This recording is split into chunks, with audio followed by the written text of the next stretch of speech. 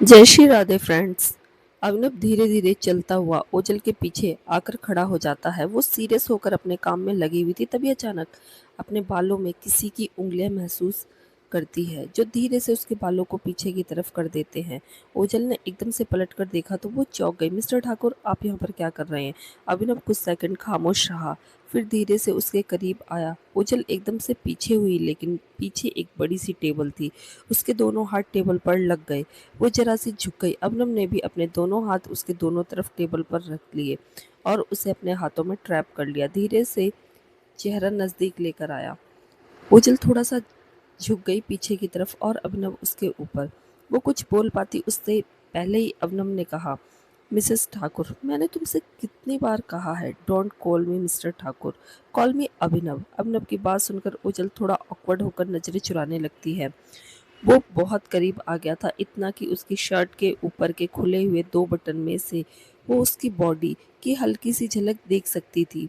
उसकी amazing muscular body, ऊपर से उसका परफ्यूम, ओ माय गॉड, एकदम मदहोश कर देने वाला। और उसकी गहरी काली आंखें, जिस तरह से वो उसे देख रही थी, ओझल का पूरा चेहरा लाल हो गया था। उसने कहा, ओ ओके अभिनव, तुम यहाँ पर क्या कर रहे हो? उसे ऐसे शर्म से लाल देखकर अभिनव के होठों पर हल्की सी मुस्कुराहट आ गई। उसने कहा, क्या मतलब? मैं यहाँ पर क्या कर रहा हूँ? तुम्हारे लिए आया हूँ, अपने ऑफिस की ज़रूरी मीटिंग छोड़कर। अभिनव थोड़ा पीछे हो जाता है। ओझल सीधी खड़ी हो जाती है और कंफ्यूज भी। उसने कहा, मेरे लिए आए हो मतलब? मैंने तुम्हें नहीं बुलाया।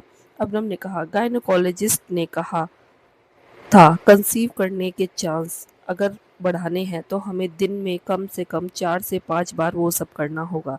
उसी के लिए आया हूँ। ये सुनकर एकदम से ओझल की आंखें बड़ी हो जाती हैं, हार्ट बीट स्किप कर जाता है। 4 5 बार? नो वे! ये आदमी क्या पागल हो गया है? रात को जानवरों की तरह उस पर टूट पड़ता है क्या? उतना काफ़ी नहीं है? वो ठीक से चल भी नहीं पा रही और ये बोल रहा है 4 5 बार? ये तो बहुत ज़्यादा हो जाएगा और बड़ा टॉर्चर हो जाएगा उसके लिए। वो मना करने ही वाली थी कि तभी अभिनव ने कहा, प्रतीक का कॉल आया था। प्रतीक का नाम सुनते ही ओझल खामोश हो जाती है। अभिनव ने कहा, उसने कहा था कि अरमान की हालत को स्टेबल रखने के लिए थोड़ा मुश्किल हो रहा है। अब हमें जल्दी करना होगा। ये सुनते ही ओझल जो भी कुछ बोलने वाली थी वो उसके गले में ही अटक जाता है। अरमान और उसकी हालत के बारे में सुनते ही उसका दिल दर्द करने लगता है। तो वो जितना बचने की कोशिश कर रही थी उस चीज़ को छोड़ देती है और एक गहरी सांस लेकर कहती है, क्या तुम थोड़ी देर वेट कर सकते हो? मैं अरमान के लिए कपकेक बना रही हूँ। अबनम ने कहा, ओके। और फिर वो धीरे से आया।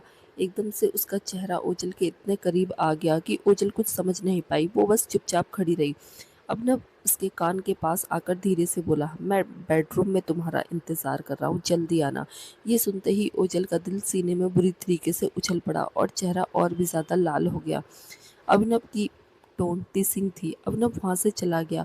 ओझल अपने निचले होठों को दांतों के नीचे दबा लेती है। थोड़ी देर में ओझल रूम में पहुँचती है, लेकिन वो अंदर आकर देखती है कि कमरा तो बिल्कुल खाली है। अभिनव कमरे में नहीं है। तभी अचानक उसे पानी गिरने की आवाज़ सुनाई देती है, तो वो समझ जाती है कि वो अभी बाथरूम में है। लेकिन सरप्राइजिंगली वो देखती है कि बाथरूम का दरवाज़ा खुला है। पता नहीं क्यों, लेकिन धीरे धीरे उसके कदम बाथरूम के दरवाजे की तरफ चले जाते हैं।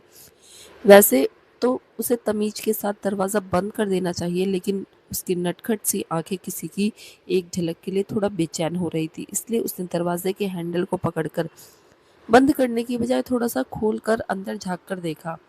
फिर वो धीरे-धीरे अंदर आई। बाथरूम के अंदर आने के बाद उसने दरवाज़ा बंद कर दिया। थोड़ा आगे आकर उसने देखा कि अभिनव शावर के नीचे खड़ा है। काँच से उसकी मस्कुलर बॉडी साफ दिखाई दे रही है। भीगे हुए बाल, ऊपर से गिरता हुआ पानी, मजबूत शोल्डर, मोटे बाइसेप्स और मस्कुलर बॉडी के ऊपर पानी की एक-एक बूंद जैसे मदमस्त होकर फिसल रही है।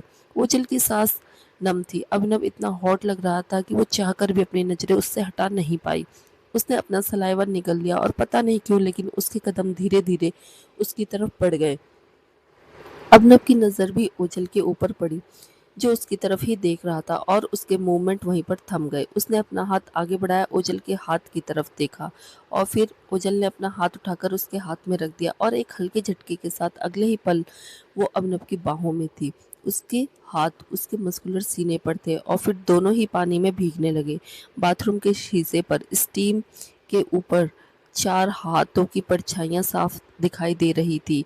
एक बदन उसे शीशे से चिपका हुआ था और दूसरा उसके ऊपर, और लगातार पानी गिरने के साथ सिसकियों की आवाज भी गूंज रही थी। प्रिशा सब्जियां खरीद रही थी और अधीर उसके साथ साथ सब्जी का थैला पकड़कर चल रहा था। प्रिशा जिस तरह से सब्जियां ले रही थी, अधीर उसे देखकर बोला, वैसे बार्गेनिंग करने में काफी एक्सपर्ट हो तुम, कहाँ से सीखा? प्रिशा ने टमाटर उठाए और उन्हें देखते हुए कहा, ये हम औरतों में हिडन टैलेंट होता है, तुम नहीं समझोगे। अधीर ये सुनकर हल्का सा हंस दिया। उसके बाद थोड़ी सब्जियों की शॉपिंग करके वो लोग थैला गाड़ी में रखते हैं और बीच की तरफ चले जाते हैं। प्रिशा और अधीर वहां पर जाकर बैठ जाते हैं और रिलैक्स होकर सनसेट को एंजॉय करते हैं। अधीर प्रिशा की तरफ देखता है। प्रिशा समंदर की लहरों को देख रही थी। होठों पर एक नरम स्माइल थी, लेकिन सूरज की हल्की लाल रोशनी उसके चेहरे पर गिर रही थी, जिस वजह से प्रिशा का चेहरा और ज्यादा ग्लो कर रहा था। अधीर का हार्ट बीट स्किप कर जाता है। प्रिशा की नजरें अधीर के ऊपर पड़ती हैं और दोनों की नज़रें आपस में टकरा जाती हैं। अधीर तुरंत नज़रें फेर लेता है, थोड़ा नेचुरल तरीके से, कुछ भी ऑकवर्ड नहीं होने देता। प्रिशा अधीर से बोली, वैसे तुम्हें एक बात बताऊं?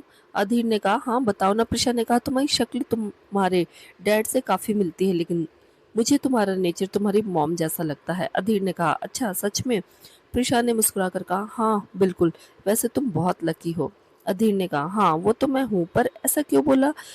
प्रिशा हल्का सा हंसकर बोली, तुम्हारी मॉम बहुत क्यूट है। तुम्हें पता है जब वो ऑफिस आई थी, पता है उन्होंने मुझसे क्या कहा? अधीर थोड़ा कंफ्यूज होकर देखने लगा। प्रिशा ने कहा, उन्होंने मुझसे कहा था कि वो चाहती हैं कि कोई लड़की तुम्हें सेड्यूस करके प्रेग्नेंट हो जाए, या फिर तुम अपनी किसी गर्लफ्रेंड को घर लेकर आओ ताकि वो फटाफट तुम्हारी शादी करवा सके। वो तुम्हारी शादी और तुम्हारे बच्चों के लिए लेकर बहुत ज़्यादा एक्साइटेड है। अधीर अपनी आंखें रोल कर देता है और कहता है, ये मॉम भी ना, एक्चुअली मेरे सारे भाइयों की गर्लफ्रेंड्स ऑलरेडी घर पर आ चुकी हैं, तो मॉम को अपने फ्रेंड सर्कल में मुंह दिखाने में थोड़ी सी प्रॉब्लम हो रही है, इसलिए वो मुझे किसी के साथ सेट करने में लगी हुई है। प्रिशा ने कहा, वैसे मुझे एक बात बताओ, दिखने में तो तुम काफ़ी हैंडसम हो, इतनी बड़ी कंपनी के सीईओ हो, तो पैसों की कोई कमी नहीं है, तुम्हारी गर्लफ्रेंड क्यों नहीं है? अधीर ने जवाब दिया, गर्लफ्रेंड होना कंपलसरी होता है क्या? ये क्या बात हुई? प्रिशा ने कहा, लेकिन फिर भी। अधीर ने जवाब दिया, मैंने ट्राई बहुत किया, लेकिन मुझे कोई सूट नहीं की। जैसी लड़की मुझे चाहिए वैसी मुझे कभी मिली ही नहीं। प्रिशा ने एकदम से उसकी तरफ पलटकर बैठते हुए कहा, तो तुम मुझे बताओ कैसी लड़की चाहिए तुम्हें, मैं देखती हूँ ना तुम्हारे लिए। प्रिशा की बात सुनकर अधीर ने उसकी तरफ देखा और कुछ सेकंड तक बस देखता ही रहा। जब वो कुछ बोला नहीं तो प्रिशा ने पूछा, क्या हुआ, कुछ बोल क्यों नहीं रहे? कैसी लड़की चाहिए तुम्हें? अधीर ने अपनी नजरें हटाई नहीं और प्रिशा की आंखों में देखता रहा। फिर उसने कहा, शायद तुम्हारे जैसी। अधीर की बात सुनकर प्रिशा की स्माइल उसके होठों पर फ्रीज हो गई। फिर उसने ऑकवर्ड होकर तुरंत अपनी नजरें अधीर से हटा ली। उसके बाद दोनों खामोश बैठे रहे। प्रिशा ऑकवर्ड नजर आ रही थी, लेकिन अधीर नॉर्मल था, जैसे उसने जो भी कुछ बोला वो सच में वैसा ही चाहता हो। प्रिशा ने खड़े होते हुए कहा, लेट हो रहा है, आई थिंक मुझे अब घर जाना चाहिए। अधीर खड़ा होकर बोला, मैं तुम्हें छोड़ देता हूँ। प्रिशा ने कहा, नहीं, उसकी ज़रूरत नहीं है, मैं खुद चली जाऊंगी। वैसे भी घर ज़्यादा दूर नहीं है और मेरी थोड़ी वॉक भी हो जाएगी।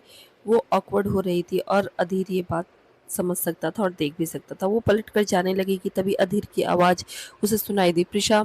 प्रिशा के कदम ठहर गए, मगर उसने पलट कर नहीं देखा। अधीर ने कहा, जब मैंने कहा कि मुझे तुम्हारे जैसी लड़की चाहिए, मैं मजाक नहीं कर रहा था। ये सुनकर प्रिशा का हार्ट बीट स्किप कर जाता। ऑफ कोर्स अधीर मजाक बिल्कुल भी नहीं कर रहा था। धीरे धीरे प्रिशा के साथ वक्त बिताने के बाद उसे ये चीज़ रियलाइज़ हो रही है कि वो प्रिशा की लाइफ में कुछ ज़्यादा ही इन्वॉल्व है। अपने एक मामूली क्लाइंट की लाइफ में वो इतना इन्वॉल्वमेंट कभी नहीं दिखाता। इनफैक्ट जब प्रिशा को हर्ट किया जा रहा था ऑफिस में, तो उसे कितना गुस्सा आया था सिर्फ वही जानता था, और ये पहले कभी किसी के साथ नहीं हुआ। जब प्रिशा उससे नाराज़ थी या उससे बात नहीं कर रही थी, तो ये चीज़ अधीर के मूड को क्लियरली इफ़ेक्ट करती थी। जब वो खुश होती थी तो अधीर को अच्छा लगता था। उसे मुस्कुराते देखकर धीरे धीरे उसे समझ में आ गया कि बात नॉर्मल नहीं है। वो जो प्रिशा के बारे में सोचता है, उसे देखकर महसूस करता है वो नॉर्मल दोस्ती से ज़्यादा है। प्रिशा ने कोई जवाब नहीं दिया। वो बस अपना बैग गाड़ी से निकालती है और फिर वहाँ से चली जाती है। अगले कुछ दिनों तक प्रिशा और अधीर के बीच में ऑकवर्डनेस ज़्यादा ही रहती है। अधीर मीटिंग में बैठा हुआ था। प्रिशा कुछ प्रेजेंटेशन दे प्रिशा कुछ प्रेजेंटेशन दे रही थी। अधीर की नजरें स्लाइड से ज्यादा प्रिशा के ऊपर थी। एक बात तो वो एडमिट करता है, प्रिशा ना सिर्फ दिखने में काफी खूबसूरत है बल्कि वो बिजनेस माइंडेड वुमेन भी है। ब्यूटी विथ ब्रेन भी कहा जा सकता है इसे। वो सच में इंटेलिजेंट है और ये चीज इम्प्रेसिव है, मगर फिलहाल तो अधीर बस उसे देख ही रहा था। प्रेजेंटेशन देते हुए जब प्रिशा की नज़रें अधीर पर जाती है तो वो 2 सेकंड का पॉज लेती है और फिर तुरंत ही अपने कंपोजर को थोड़ा मेंटेन करके दोबारा से प्रेजेंटेशन शुरू कर देती है। प्रेजेंटेशन खत्म होने के बाद सब लोग चले जाते हैं। अब वहां पर सिर्फ अधीर और प्रिशा थे। प्रिशा कुछ फाइल्स कलेक्ट कर रही थी और अधीर चुपचाप बैठा हुआ था। प्रिशा कुछ फाइल्स कलेक्ट कर रही थी और अधीर चुपचाप बैठा हुआ था। पहले सब कुछ ठीक-ठाक था जब तक अधीर ने बीच पर वो बात नहीं कही थी। उसके बाद से प्रिशा को बहुत अजीब सा लगने लगा। नहीं, देखा जाए तो ऐसा बिल्कुल भी नहीं है कि उसे अधीर पर गुस्सा है या वो नाराज़ है या बुरा लगा, कुछ भी नहीं। उसे बस थोड़ा अजीब लग रहा था। दोनों के बीच अब वो चुलबुली हरकतें नहीं होती थी। वो एक दोस्त की तरह उसे नहीं देख पा रही थी, ट्रीट नहीं कर पा रही थी। पता नहीं क्यों वो जब फाइलें उठाकर जाने लगती है, वो दरवाजे के हैंडल को पकड़ती है कि तभी उसे अधीर की आवाज़ सुनाई देती है, क्या मैंने जो भी कुछ कहा वो तुम्हें इतना बुरा लगा कि अब तुम मुझसे नजरें भी नहीं मिला पा रही हो? अधीर की बात सुनकर एक बार फिर से प्रिशा की धड़कनें तेज हो गई। हैंडल पर उसकी उंगलियां थोड़ी सी कस गई। वो थोड़ी और नर्वस हो गई। उसने कहा, ऐसी कोई बात नहीं है, मैं तो बस। अधीर खड़ा हुआ और चलकर उसकी तरफ आने लगा। उसके पास पहुंचकर वो उसके पीछे खड़ा हो गया। प्रिशा ने पलटकर उसकी तरफ देखा। अधीर उसकी आंखों में देखते हुए बोला, तो फिर क्या बात है, टेल मी। प्रिशा जब अधीर की गहरी काली आंखों में देखती है तो ना चाहते हुए भी उसकी धड़कनें तेज हो जाती हैं। अधीर धीरे धीरे उसके करीब आता है। प्रिशा अपने पैरों को थोड़ा पीछे कर लेती है और दरवाजे से पीठ लग जाती है उसकी। अधीर अब उसके बिल्कुल सामने खड़ा था और पता नहीं क्यों प्रिशा के गाल लाल हो गए थे। वो अधीर से नजरें नहीं मिला पा रही थी। अधीर अपना हाथ ऊपर उठाता है और प्रिशा के चेहरे पर आ रहे बालों को थोड़ा सा पीछे करता है। उसकी नजरें प्रिशा के मासूम चेहरे पर चिपकी हुई थी। अधीर की उंगलियों के टच से प्रिशा को अपनी बॉडी में एक करंट सा महसूस होता है। अधीर उसके फेस रिएक्शन को देख रहा था और जाने क्यों उसके होठ पर हल्की सी स्माइल आ गई। फिर उसे 2 कदम पीछे लिए और कहा, लंच साथ में करते हैं। ये बोलकर वो बिना प्रिशा का जवाब जाने वहां से चला गया। उसके जाते ही एकदम से रूम में बिल्कुल सन्नाटा छा गया। सिर्फ प्रिशा की तेज धड़कनों की आवाज गूंज रही थी। वो अपनी जगह पर बिल्कुल बर्फ की तरह जमकर खड़ी हुई थी। अब तक उसने अपने गाल पर अधीर की उंगलियां जैसे महसूस हो रही थी। उसके परफ्यूम की खुशबू अब तक प्रिशा के आसपास थी, जिसे वो महसूस कर पा रही थी। फिर अचानक से वो कई देर से रोकी हुई सांस को छोड़ती है और तेज तेज सांस लेने लगती है। वो अपने सीने पर हाथ रखती है और कहती है, ओ गॉड, ये मेरा दिल इतना जोर जोर से क्यों धड़क रहा है। फिर अचानक मिरर में उसकी नज़र खुद के ही चेहरे पर पड़ती है और वो चौंक जाती है। ये देख कर कि उसका चेहरा लाल हो गया है। वो तुरंत अपने गालों पर हल्का हल्का 4-5 बार थपथपाती है अपने हाथों से और फिर आंखें बंद करके चेहरे को हाथों में छुपा लेती है। उसे अजीब सा लग रहा था, पता नहीं क्या था लेकिन बहुत अजीब लग रहा था। कंगना शिक्षम के ऑफिस में आती है। शिक्षम अपने ऑफिस में बैठा हुआ था। एक तो ऑलरेडी कंपनी में जो लगातार लॉसेस हो रहे थे उसकी वजह से उसका दिमाग इतना खराब था कि उसने पूरे ऑफिस की बैंड बजा के रखी थी। फाइलों का ढेर उसकी टेबल पर लगा हुआ था और उसके चेहरे पर बहुत ज्यादा थकावट दिखाई दे रही थी। आंखों के नीचे डार्क सर्कल बता रहे थे कि ना जाने कितनी रातों से वो ठीक से सोया नहीं है। अपनी कंपनी को डूबने से बचाने के लिए वो जितना हो सके उतने हाथ पैर मार रहा था। अचानक से केबिन का दरवाजा खुलता है और कंगना गुस्से में अंदर चली हुई आती है। सक्षम का सेक्रेटरी उसे रोकने की कोशिश करता है लेकिन कंगना उस पर ध्यान नहीं देती। सक्षम, तुम मेरा कॉल क्यों नहीं उठा रहे हो? उसने चिल्लाकर सक्षम से कहा। सक्षम के आसपास वो जितना स्वीट और इनोसेंट बनने की एक्टिंग करती थी, आज उसके चेहरे पर वैसा कुछ भी नहीं था। वो बहुत ज्यादा गुस्से में लग रही थी। सक्षम ने नजर उठाकर उसे देखा और उसे देखते ही उसकी आंखें डार्क हो गई। तुम यहाँ पर क्या कर रही हो? पिछले कुछ दिनों से वो बहुत ज़्यादा कंगना को अवॉइड कर रहा था, लेकिन ये लड़की किसी जोंक की तरह उससे चिपक गई थी। कंगना ने आगे जाकर टेबल पर दोनों हाथ पटके और सक्षम से कहा, सक्षम, तुम आखिर अपने आप को समझते क्या हो? तुमने मुझे क्या समझ के रखा है? तुम ऐसे मुझे इग्नोर नहीं कर सकते। कर भी कैसे सकते हो? मैं तुम्हारे बच्चे की माँ बनने वाली हूँ। सब कुछ करने के बाद, मुझे प्रेग्नेंट करने के बाद तुम मुझसे भाग रहे हो, मुझे अवॉइड कर रहे हो। How dare you. सक्षम ने अपने असिस्टेंट की तरफ देखा। असिस्टेंट थोड़ा सा ऑकवर्ड हो गया और तुरंत ही वहां से चला गया। उसके चले जाने के बाद ऑफिस में सिर्फ सक्षम और कंगना थे। सक्षम कंगना की तरफ देखकर बोला, सीन क्रिएट करना बंद करो। मैं तुमसे कितनी बार कह चुका हूँ, मेरे ऑफिस आने की कोई भी जरूरत नहीं है। कंगना ने कहा, मैं भी नहीं आना चाहती, लेकिन ना तुम मेरे कॉल उठा रहे हो, ना ही मेरे मैसेजेस का आंसर कर रहे हो, और ना ही तुम मुझे घर पर मिल रहे हो। तो फिर मैं कहाँ जाऊँ, बताओ तुम मुझे। शिक्षक ने इरिटेट होकर हाथ में पड़ा पेन टेबल पर फेंका और कहा, बाहर में जाओ तुम, मुझे तुमसे कोई भी मतलब नहीं है, सुना तुमने। कंगना कोल्डली हंसती है और हाथों को छाती पर क्रॉस करके कहती है, मतलब नहीं है? ऐसे कैसे मतलब नहीं है? ये मत भूलो कि मैं तुम्हारे बच्चे की माँ बनने वाली हूँ। तुम मुझे इस तरह से इग्नोर नहीं कर सकते। सक्षम अस्थाना, जो कुछ भी तुमने मेरे साथ किया है, तुम्हें उसकी जिम्मेदारी लेनी होगी। तुम्हें मुझसे शादी करनी होगी। सक्षम के हाथों की मुट्ठियां बहुत जोर से कस जाती हैं और वो कहता है, तुम्हें क्या लगता है मैं बेवकूफ हूँ? मैंने अभी तक पता नहीं किया होगा कि उस रात क्या हुआ था? कंगना, मेरे पेशेंस को हिट मत करो। तुमने जो मेरे साथ भी किया, मुझे जानबूझकर ड्रग्स देकर मेरे साथ रात बिताई, उसके लिए मैंने तुम पर केस क्यों नहीं किया और तुम्हें जेल में क्यों नहीं डलवाया? ये बहुत बड़ा एहसान है जो मैंने तुम पर किया है। अब अगर ज़्यादा तुमने लिमिट क्रॉस करने की कोशिश की तो मुझे ब्लेम मत करना। जो भी कुछ मैं तुम्हारे साथ करूंगा उसके लिए। कंगना की आंखों में आंसू आ जाते हैं। अपने हाथों की मुट्ठियां जोर से कसते हुए वो कहती है, हाउ डेयर यू सक्षम, तुम आखिर मेरे साथ ऐसे कैसे कर सकते हो? चाहे जो भी कुछ हुआ हो, लेकिन ये बात झूठ नहीं है कि तुम्हारे बच्चे की माँ बनने वाली हो। तुम मेरे साथ ऐसा नहीं कर सकते। सक्षम कुछ नहीं बोलता। कंगना एक गहरी सांस लेकर अपने इमोशंस को कंट्रोल करती है और सक्षम के पास आती है। घुटनों पर बैठकर उसका हाथ पकड़ लेती है। शिक्षम कुर्सी पर बैठा हुआ था। कंगना ने उसे देखते हुए कहा, मैं जानती हूँ कि तुम पिछले कुछ दिनों से बहुत ज्यादा परेशान चल रहे हो, लेकिन सक्षम, प्रीशा तुम्हारी जिंदगी से जा चुकी है। तुम दोनों का डाइवोर्स हो चुका है। मेरी बात मानो, हम दोनों शादी कर लेते हैं। हम दोनों और हमारा बच्चा एक अच्छी जिंदगी जी सकते हैं। समझने की कोशिश करो। प्रीशा के पीछे जाने से कोई फायदा नहीं है। वो लड़की कभी तुम्हें डिजर्व करती ही नहीं थी। मैं तुमसे प्यार करती हूँ। मुझे अपना लो, हमारे बच्चे को अपना लो, एक हैप्पी फैमिली जी सकते हैं हम। सक्षम प्लीज। अगले ही पल कंगना को जोर से एक लात लगती है और वो एकदम से धड़ाम से पीछे जमीन पर गिर जाती है। सक्षम गुस्से में उबल रहा था। कंगना ने इस चीज की उम्मीद बिल्कुल भी नहीं की थी। लात उसे बहुत जोर की लगी थी। उसके चेहरे का रंग उड़ गया। बहुत दर्द हो रहा था उसे और वो डिसबिलीव के साथ उसे देख रही थी। उसने कहा, सक्षम, तुम ऐसा कैसे कर सकते हो मेरे साथ? सक्षम कुर्सी से खड़ा हुआ। उसके एक्सप्रेशन और खतरनाक और डार्क हो गए। धीरे धीरे चलते हुए वो कंगना के पास आया और एक घुटने को मोड़कर बैठा और कंगना के बालों को अपनी मुट्ठी में जोर से पकड़ लिया।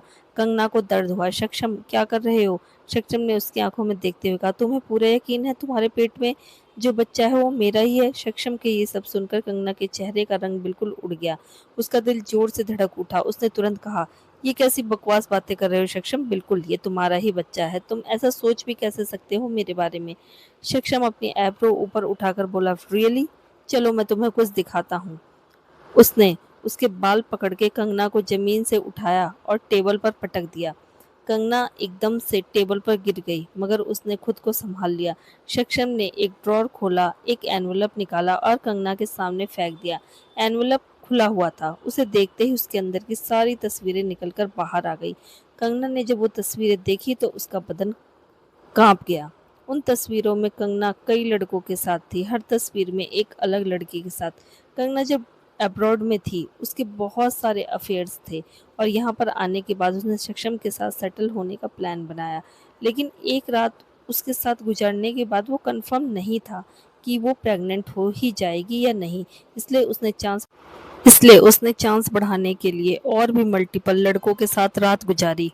सच कहो तो उसे खुद नहीं पता कि उसके पेट में पल रहा बच्चा आखिर किसका है। इतनी सारी तस्वीरें, ये सब सक्षम के हाथ आखिर कैसे आ गई? उसे कैसे पता चल गया? कंगना ने अपना सलाइवा गटक लिया। उसने तुरंत उन तस्वीरों को फेंकते हुए कहा, नहीं, ये बकवास है, ये सब कुछ सब झूठ है। कंगना की बात सुनकर सक्षम हंस देता है, लेकिन उसकी हंसी खतरनाक थी। उसने कंगना से कहा, झूठ? ये झूठ नहीं, ये सब सच है। मुझे तुमसे कोई शिकायत नहीं है, क्योंकि मेरे दिल में तुम्हारे लिए कोई फीलिंग्स ही नहीं है। मैं तुम्हें ये आखिरी वार्निंग दे रहा हूँ कंगना, चली जाओ यहाँ से और दोबारा मेरे सामने मत आना। कंगना मना करते हुए तुरंत सक्षम के पास आकर उसकी शर्ट को पकड़ लेती है और बहुत डेस्परेशन में कहती है, नहीं सक्षम, तुम इस तरह से मुझे खुद से दूर नहीं कर सकते। देखो, मैं जानती हूँ और मैं मानती भी हूँ, मैंने जो भी कुछ किया है वो बहुत गलत किया, लेकिन मैंने सब कुछ इसलिए किया क्योंकि मैं तुम्हें बहुत प्यार करती हूँ और तुम्हें पाना चाहती हूँ। प्लीज़ सक्षम, मुझे इस तरह से अपने आप से अलग मत करो, मैं मर जाऊंगी प्लीज़। मैं तुम्हें पाना चाहती थी, सच्ची में। मैं प्यार करती हूँ तुमसे। सक्षम इरिटेट होकर कंगना को धक्का दे देता है, दूर हटो मुझसे। कंगना धड़ाम से जमीन पर गिरती है। सक्षम अपनी शर्ट को थोड़ा ठीक करता है और तुरंत ही गार्ड को आवाज लगाता है। जल्द ही कुछ गार्ड्स भागते हुए अंदर आते हैं और सक्षम उन्हें ऑर्डर देता है, इसे बाहर फेंक दो, अगली बार ऑफिस के आसपास भी नजर नहीं आनी चाहिए। कंगना तुरंत चिल्ला पड़ी, नहीं, नहीं सक्षम, प्लीज ऐसा मत करो, तुम ऐसा नहीं कर सकते। उसने सक्षम का पैर पकड़ने की कोशिश की, मगर सक्षम ने झटक कर उसे लात मार के खुद से दूर कर दिया। Don't touch me. तुम्हें क्या लगता है तुम जैसी गिरी हुई लड़की प्रिशा की बराबरी कर सकती है? कभी सपने में भी नहीं। प्रिशा मेरे पास लौटकर आए या ना आए, मगर तुम्हारे तो सवाल ही नहीं उठता। सक्षम के शब्द कंगना को तीर की तरह चुभते हैं। उसे पाने के लिए उसने बहुत कुछ किया, लेकिन अब सक्षम का ऐसा बिहेव उसे पागल कर रहा था। वो चिल्लाती रह जाती है, मगर गार्ड्स उसे वहां से घसीटते हुए लेकर जाते हैं। उनके चले जाने के बाद कैबिन में एक बार फिर से सन्नाटा छा जाता है। सक्षम एक गहरी सांस लेता है और कुर्सी पर बैठकर अपने सर को मसलने लगता है। पता नहीं वो कैसे सब कुछ ठीक करेगा। उसे बहुत रिग्रेट हो रहा था। काश वक्त रहते ही उसने खुद को सुधार लिया होता, बदल लिया होता, तो शायद प्रिशा उसे छोड़कर कभी जाती ही नहीं। वो जानता था कि अब प्रिशा को वापस हासिल करना बहुत मुश्किल है, मगर वो हार मानने को तैयार ही नहीं था। जब तक वो सच्चे दिल से अपने किए के लिए रिग्रेट करता रहेगा, जो कुछ भी किया है उसे सुधारने की कोशिश करता रहेगा, क्या पता एक दिन प्रिशा उसे के एफर्ट्स देखकर उसे माफ कर दे। क्या पता एक दिन वो उसके पास लौट ही आए। वो अपने चेहरे को हाथों में छुपा लेता है। उसके अंदर बहुत उसके अंदर बहुत कॉम्प्लिकेटेड से इमोशंस थे। रघु एक खड़ी हुई बाइक के ऊपर बैठा हुआ था। उसके हाथ में जलती हुई सिगरेट थी। उसके आसपास उसके पंटर लोग बैठे हुए थे। तभी उसका एक आदमी हाथ में चाय का कांच का गिलास लेकर आता है और रघु को देता है। वो लोग चाय की टपरी के बाहर खड़े हुए थे। सब के सब सिगरेट पी रहे थे और चाय पी रहे थे। रघु के आदमी ने कहा, दादा, अपन लोग इस मैटर को फिनिश कब करने वाले हैं? ऐसे दर दर भटक तो नहीं सकते, अपन लोगों को घर भी तो जाने का है। दूसरे आदमी ने कहा, हाँ दादा, जब से शिवा अपन लोगों के पीछे पड़ी है, अपन तो घर की तरफ मुंह करके सोना भी बंद कर दिया है। जल्दी ही कुछ करना पड़ेगा। ये सब कब तक चलता रहेगा? रघु के एक्सप्रेशन काफी कोल्ड थे। उसने कहा, तुम लोगों से ज्यादा अपन को इस मैटर को सॉल्व करने का है। अरे तुम लोग तो सिर्फ घर से बेघर हुए, अपन की तो। इतना बोलते ही वो चुप हो गया और कांच के गिलास पर उसकी पकड़ मजबूत हो गई। फिर उसने बीड़ी का एक जोरदार सुट्टा लिया। रघु के एक आदमी ने कहा, वैसे शिवा उस लड़के के साथ कुछ दिन पहले से दिखाई दे रही थी। रघु ने उसकी तरफ थोड़ी कंफ्यूजन भरी कड़क नजरों से देखा। कौन लड़का? उस आदमी ने कहा, अरे दादा, वही जो शिवा के आगे पीछे घूमता रहता है। उस दिन देखा नहीं था? वो लोग सिद्धार्थ के बारे में बात कर रहे थे, जिसे याद करते ही रघु के चेहरे पर अलग सा गुस्सा, डार्कनेस और इरिटेशन दिखाई देने लगती है। उसका दिमाग ऑलरेडी इतने दिनों से बहुत ज़्यादा खराब चल रहा था। पिछले कुछ दिनों से शिवा उन लोगों से बुरी तरह से हंट कर रही थी। थैंकफुली जब वो लोग हॉस्पिटल एडमिट हुए, उसके बाद शिवा उनके पीछे आई तो नहीं, शायद उसे पता नहीं वो लोग दोबारा कहाँ छुप गए। क्या पता देखते ही फिर से उन पर टूट पड़े। वो लोग नहीं जानते थे कि शिवा ने उनका पीछा करना ऑलरेडी बंद कर दिया है, क्योंकि उसे सच्चाई पता लग गई है। इस बात से अनजान वो लोग अभी भी शिवा से छुपते हुए फिर रहे थे। कोई भी वापस बस्ती में जाने की हिम्मत नहीं कर रहा था। तभी अचानक रघु का एक आदमी बहुत तेज स्पीड से भागता हुआ चिल्लाता उनके पास आता है, दादा दादा। वो सब लोग उसकी तरफ देखते हैं। वहाँ पर पहुँचकर वो जोर जोर से सांस लेने लगता है। उसे देखकर रघु ने कहा, क्या हुआ, कुत्ते की तरह क्यों हाफ रेला है? तभी एक आदमी बोला, कहीं शिवा तो नहीं आई ना? ये सुनते ही एकदम से सबके रोंगटे खड़े हो जाते हैं और सबकी आंखें फट जाती हैं। रघु भी एकदम से बाइक से नीचे उतर जाता है।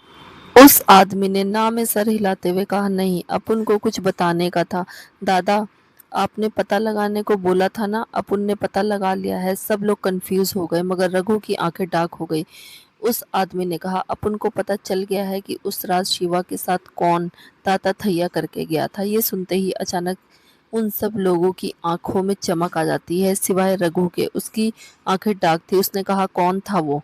बता। अपन उसके शरीर की चमड़ी खींचकर उसके जूते बनाकर पहनेगा। दूसरे आदमी ने कहा, हाँ, बताता हूँ। वो कौन था साला, मजे लेकर जो चला गया, और सजा हम भुगत रहे हैं। उस आदमी ने पहले तो अपनी सांसों को थोड़ा कंट्रोल किया और फिर सीधा खड़ा हो गया और रघु की तरफ देखकर बोला, अपुन ने पता लगा लिया है। ओजल शिवा को एक बड़े से होटल में लेकर गई थी और वहां पर एक कमरे में छोड़ गई। उसके बाद किसी ने उधर ही आके शिवा के साथ वो कांड कर डाला। रघु ने मुठ्ठियां कसते हुए कहा, बता कौन है? उस आदमी ने तुरंत अपना फोन निकाला और एक वीडियो दिखाई। बहुत मुश्किल से अपुन ने ये वीडियो निकलवाया होटल से। सब लोग उस वीडियो को देखने लगे और जैसे ही देखा सबकी आंखें फट गई। रघु की भी आंखें बुरी तरीके से फट गई। तुरंत उसने मोबाइल फोन उसके हाथ में से अपने हाथ में लिया और गौर से देखने लगा। तभी एक आदमी ने कहा, अरे मैया रे, ये तो वही लौंडा है दादा। वीडियो देखते सिद्धार्थ की शक्ल को रघु तुरंत ही पहचान गया। सिद्धार्थ कमरे में जाता हुआ और अगली सुबह में कमरे से निकलता हुआ दिखाई दे रहा था। इसका मतलब इस लड़के ने शिवा के साथ जो भी कुछ किया और अब शिवा को गलतफहमी हो गई है और शिवा उन लोगों के पीछे बुरी तरीके से पड़ी हुई है। इसका मतलब इस लड़के ने अभी तक उसे कुछ भी नहीं बताया। रघु तुरंत वहां से जाने लगा। उसके आदमियों ने तुरंत उसे फॉलो करते हुए कहा, दादा कहाँ जा रहे हो? रघु ने बाइक पर बैठकर बाइक स्टार्ट की और कहा, शिवा को ढूंढने। उसके बाद वो बाइक लेकर वहां से चला गया। उसके आदमी पीछे से पुकारते रहे लेकिन वो जा चुका था। एक आदमी ने गहरी सांस लेते हुए कहा, बस शिवा दादा, पर टूटने से पहले उनकी बात सुन ले। सब लोगों को रघु की बहुत टेंशन हो रही थी क्योंकि शिवा किसी की बात सुनने को तैयार ही नहीं थी, सीधा अटैक कर रही थी। अगर सुनती होती तो वो लोग कब से चिल्ला चिल्ला कर उसे बता रहे हैं कि उस रात वो लोग नहीं थे, रघु ने कुछ भी नहीं किया। फिर भी वो मानने को तैयार नहीं है, बस पागलों की तरह उन पर टूट पड़ती है जब भी उन्हें देखती है। उम्मीद है इस बार शिवा शांति से रघु की बात सुन ले क्योंकि वो लोग भी भागते भागते और छुपते छुपते थक गए हैं। शिवा ने एकेडमी से निकलकर फोन पर बात करते हुए कहा, अब कैसी तबीयत है तेरी? दूसरी तरफ से ओजल ने कहा, मैं अच्छी हूँ। उसके बाद शिवा बोली, और तेरा चूजा कैसा है? केवल और केवल 18-19 साल की उम्र में शिवा अभी तक इस बात का यकीन नहीं कर पा रही थी कि उसकी छोटी सी उजल, जो अभी तक शादी की उम्र तक भी नहीं पहुंची, वो ऑलरेडी इतने बड़े बच्चे की माँ है और दूसरे बच्चे की माँ बनने वाली है। ये सब कुछ उसके लिए डाइजेस्ट करना बहुत मुश्किल हो रहा था। ऊपर से उसकी खुद की तबीयत भी बिल्कुल ठीक नहीं लग रही थी। शिवा बाइक के पास पहुंचती, दूसरी तरफ से ओजल कहती है, अरमान तुमसे काफ़ी ज़्यादा इम्प्रेस है शिवा। वो कहता है कि तुम बहुत ज़्यादा कूल हो। ये बोलकर ओजल थोड़ा सा हंस देती है। शिवा ने कहा, कूल? तेरे उस अठन्नी चवन्नी ने मेरे को मवाली बोला।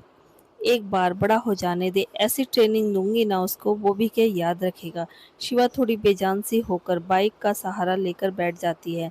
हमेशा वो जिस टोन में बात करती थी, आज उसकी टोन थोड़ी सी कमजोर लग रही थी और ये चीज़ ओजल तुरंत नोट कर लेती है और कहती है, शिवा क्या बात है, तुम्हारी तबीयत तो ठीक है ना? पिछली बार तुम मिलने के लिए घर आई थी तब भी तुम्हारी शक्ल देखकर ऐसा लग रहा था जैसे तुम बहुत बीमार हो। शिवा ने अपनी पॉकेट से सिगरेट निकाल के मुंह में रखते हुए कहा, अपुन ठीक है, चिंता मत कर, तू अपना ख्याल रख और तेरे को कोई दिक्कत हो फटाक से मेरे को कॉल करने का, समझी? ओझल ने कहा, हाँ मैं समझ गई। थोड़ी देर बात करने के बाद वो कॉल कट कर देती है। शिवा सिगरेट खत्म करके बाइक पर बैठती है। वो बाइक बाहर निकालती है कि तभी अचानक एक लंबी सी गाड़ी उसके आगे आकर खड़ी हो जाती है। शिवा उस गाड़ी की तरफ देखती है, गाड़ी का दरवाज़ा खुलता है और सिद्धार्थ बाहर निकलता है। सिद्धार्थ को देखकर शिवा की आंखें ठंडी हो जाती है, माना कि जो भी कुछ हुआ उसके लिए शिवा ने सिद्धार्थ को माफ़ कर दिया, लेकिन वो उन चीज़ों को अब भी दिमाग से नहीं निकाल पाई। अब वो सिद्धार्थ को मासूम तो बिल्कुल भी नहीं देख सकती थी, उसका मुँह तोड़ने का मन तो हमेशा ही कर रहा था, लेकिन उसकी जान बचाने के लिए साला इतने दिन से हॉस्पिटल रहकर आया है। बस यही चीज़ उसे रोक रही थी। यही चीज़ सिद्धार्थ को लेकर उसके गुस्से को कम कर रही थी। वो जानती थी कि सिद्धार्थ की गलती नहीं थी, मगर फिर भी शिवा के अंदर कुछ ऐसा था जो हर्ट हो रहा था। सिद्धार्थ थोड़ा ऑकवर्ड होकर चलता हुआ शिवा के पास आता है, जैसे वो पहले बेफ़िक्र होकर आता था, वैसा अब कुछ भी नहीं है दोनों के बीच में। कुछ ज़्यादा ही ऑकवर्डनेस आ गई है। सिद्धार्थ ने कहा, आज थोड़ा जल्दी जा रही हो? मैं ट्रेनिंग के लिए आया था। सिद्धार्थ हॉस्पिटल से डिस्चार्ज होकर घर पर आराम कर रहा था, तो इसलिए कुछ वक्त के लिए ट्रेनिंग पर नहीं आ सका। ये सुनकर शिवा ने जवाब दिया, अपन तेरे को ट्रेनिंग नहीं दे सकती, किसी और को देख और अभी थोड़ा आराम कर, तेरे को ट्रेनिंग जमेगा नहीं इस टूटी फूटी बॉडी के साथ। वो जाने लगी कि तभी सिद्धार्थ ने कहा, शिवा। शिवा ठहर गई। सिद्धार्थ उसकी तरफ देखते हुए बोला, तुम अब तक मुझसे गुस्सा हो? शिवा की ग्रिप बाइक के हैंडल पर थोड़ी मजबूत हो जाती है। कुछ सेकंड तक वो खामोश रहती है, क्योंकि उसे नहीं पता था कि वो सिद्धार्थ से गुस्सा है या नाराज है या नहीं है। वो बस नहीं बात करना चाहती थी तो नहीं कर रही थी। वो सिद्धार्थ को बहुत ज़्यादा अवॉइड कर रही थी। उसके सामने आना, उससे बातें करना, उसे देखना, सब अवॉइड कर रही थी। सिद्धार्थ गिल्टी आवाज़ में बोला, अगर उस इंसिडेंट को लेकर तुम्हें मुझसे कोई भी शिकायत या मुझ पर कोई भी गुस्सा है तो तुम निकाल सकती हो। मैं सब कुछ ऑलरेडी तुम्हें समझा चुका हूँ, एक्सप्लेन कर चुका हूँ, लेकिन मेरे कुछ भी बोलने या सबसे ज़्यादा असर तुम्हारे ऊपर पड़ गया है। तुम कितना स्ट्रेस लग रही हो इस दौरान, और जो भी कुछ हुआ उसके बाद तो मैं ठीक से सो भी नहीं पा रहा। यह हालात चाहे जो भी हो, उनसे ये बात नहीं बदल सकती कि इन सब की वजह I am sorry Shiva. Shiva Siddharth की तरफ खामोशी से देखती है। हाँ, गिल्ट उसकी आंखों में, उसके चेहरे पर, उसकी बातों में बिल्कुल क्लियर साफ दिखाई दे रहा था। शिवा ने एक गहरी सांस लेकर कहा, तू अपन से क्या चाहता है? अपुन ने तेरे को बोला ना, मैं किस तेरे को माफ कर दिया। सिद्धार्थ ने शिवा की आंखों में देखकर सीरियस तरीके से कहा, तुम्हारे माफ करने से कुछ चीजें बदल नहीं जाएंगी शिवा। जो भी कुछ हुआ, तुमने फिजिकल और मेंटली हर्ट हुई हो और ये गिल्ट मुझे खा रहा है। प्लीज मुझे बताओ कि मैं तुम्हारे लिए आखिर ऐसा क्या कर सकता हूँ कि तुम सच में मुझे माफ कर सको। शिवा ने उसे देखा और कहा, तेरे को कुछ करने की जरूरत नहीं है। मेरी जान बचाकर तू ऑलरेडी मेरी माफी ले चुका है। अब भूल जा जो भी कुछ हुआ था। अपन भी भूलने की कोशिश कर रही है। दोनों एक बार फिर से खामोश हो जाते हैं। जब शिवा को शुरू में सिद्धार्थ के बारे में पता चला, तो वो डेफिनेटली इतनी गुस्सा थी कि वो उसे जान से भी मार सकती थी, पर सच्चाई जानने के बाद, उस एक्सीडेंट के बाद, उसने अपना इरादा बदल लिया और कोशिश की उसे माफ करने की, और कर भी रही है। शिवा ने कहा, नहीं। सिद्धार्थ ने कहा, तुम सच में गुस्सा नहीं हो? सिद्धार्थ एक बार फिर से कंफर्म करता है, पक्का? अब शिवा इरिटेट हो गई थी। उसने सिद्धार्थ को डार्क नजरों से देखा और कहा, तेरे को फिर से हॉस्पिटल जाने का है? ये आदमी इरिटेट कर रहा था। अब उसे जब उसने बोल दिया कि माफ कर दिया, तो यहाँ पर जानबूझकर बातों को क्यों कुरेद रहा है? वहां वो भूलने की कोशिश करी और यहाँ ये बार बार टॉपिक को उठा रहा है। अगर ये चुप नहीं हुआ तो पक्का चुपचाप निकल क्यों नहीं जाता? ऐसा लग रहा है जैसे उसके जख्मों का मुंह तोड़ देगी। शिवा का गुस्सा देखकर सिद्धार्थ ने तुरंत अपने दोनों हाथ उठाकर कहा, okay relax, I am sorry. पर सिद्धार्थ को इस चीज़ का रियलाइज था कि शिवा अब उससे नाराज नहीं है। जैसे ही शिवा जाने वाली थी कि तभी एक चिल्लाने की आवाज़ सुनाई दी, शिवा। दोनों ने उस आवाज़ की तरफ देखा। रघु को वहां पर देखकर शिवा की आंखें एक बार फिर से डार्क हो गई। रघु की आंखें भी कड़क थी, और जब उसने शिवा के बगल में सिद्धार्थ को देखा तो वो और ज़्यादा खतरनाक हो गई। वो चलते हुए वहां पर आया। रघु को देखकर शिवा ने अपने दांत पीसते हुए कहा, निकल गया बिल से। रघु ने सिद्धार्थ की तरफ देखा, शिवा की बात पर ध्यान नहीं दिया और सिद्धार्थ का कॉलर पकड़ लिया। साला कमीना! सिद्धार्थ अचानक से इस आदमी की इस हरकत से हैरान हो गया। क्या कर रहे हो तुम? छोड़ो मुझे, सिद्धार्थ ने कड़क आवाज में कहा, लेकिन रघु ने एक जोरदार पंच उठाया और उसके मुंह पे मारने के लिए, मगर इससे पहले कि वो पंच सिद्धार्थ के मुंह तक पहुंचता, शिवा ने रघु के हाथ को बीच में ही कस के पकड़ लिया। रघु ने शिवा की तरफ देखा, वो गुस्से से उबल रहा था, उसकी आंखें लाल हो गई थी। उसने शिवा से कहा, शिवा छोड़ मेरे को, मैं इस साले को जान से मार डालेगा। शिवा भी डाक आवाज में बोली, अगर इसको खरोच भी आई तो अपुन तेरे को जान से मार डालेगी, छोड़ इसको अभी। शिवा की बात सुनकर रघु डिसबिलीव के साथ उसकी तरफ देखता है। उसने झटक कर सिद्धार्थ के कॉलर को छोड़े, मगर वह उसे ऐसे देख रहा था जैसे जिंदा ही निकल जाएगा। सिद्धार्थ ये तो नहीं जानता था कि आदमी कौन है, उसे इतने गुस्से में क्यों देख रहा है, मगर ये शायद शिवा को, और शिवा इस आदमी को अच्छी तरीके से जानती है। रघु ने शिवा से कहा, तू अपुन को इसे छोड़ने को बोल रही है, तू उसे अपुन से बचा रही है। अगर अपुन ने तेरे को बताया ना कि इसने क्या किया है, तो तू खुद इसको जान से मार डालेगी। शिवा अपनी आंखें सिकोड़ लेती है। रघु ने तुरंत अपना मोबाइल फोन निकाला और उसमें से वो वीडियो दिखाई जिसमें होटल के कमरे में सिद्धार्थ आता हुआ और जाता हुआ दिखाई दे रहा था। रघु ने गुस्से में सिद्धार्थ की तरफ देखते हुए कहा, यही है वो लड़का जिसने तेरे साथ वो सब कुछ किया।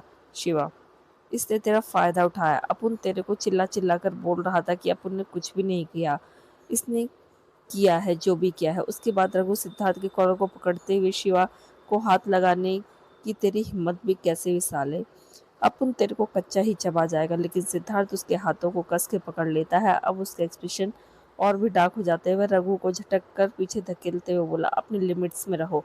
लेकिन रघु इतना गुस्से में था कि वह फिर से अपना हाथ उठा सिद्धार्थ को मारने के लिए। शिवा कुछ रिएक्ट कर पाती उससे पहले ही रघु का पंच सिद्धार्थ के चेहरे से टकराने वाला होता है, मगर सिद्धार्थ एकदम से उसकी कलाई पकड़कर जोर से घुमा देता है। पीछे से उसकी गर्दन पकड़कर एकदम से बाइक से उसका सीना लगा देता है और अपने पैरों से उसे ब्लॉक कर लेता है। अचानक से उसकी हरकत से शिवा अपनी आईब्रोज ऊपर उठा लेती है। रघु काफी छटपटाता है, लेकिन सिद्धार्थ की ग्रिप मजबूत हो गई थी और रघु हिल नहीं पाता।